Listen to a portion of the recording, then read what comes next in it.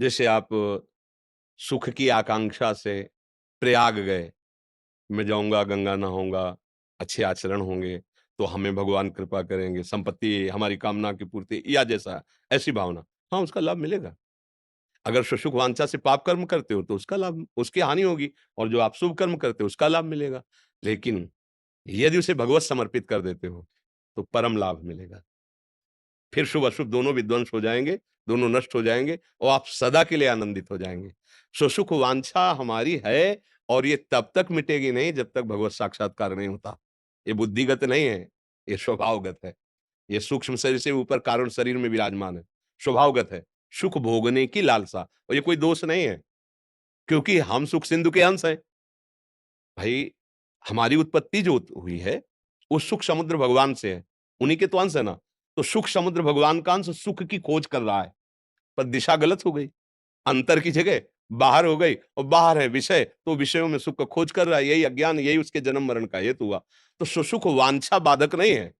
बाधक सुसुख वांछा का गलत जगह भोग करना, गलत जगह से प्राप्त करना।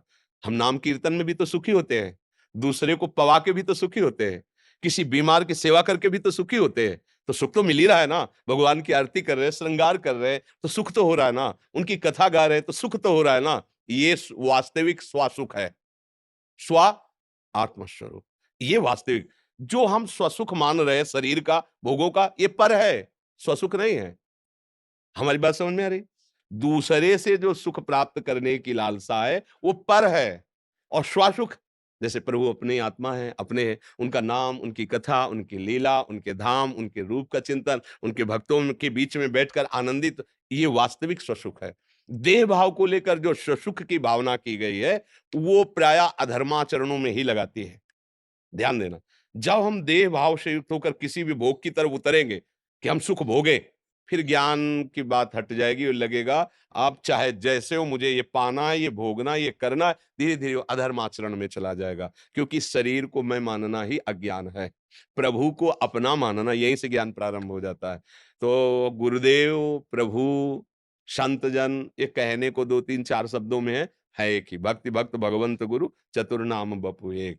तो अगर सुसुख वांछा धार्मिक है, दूसरों को सुख देने वाली है, तो कोई हानि की बात नहीं।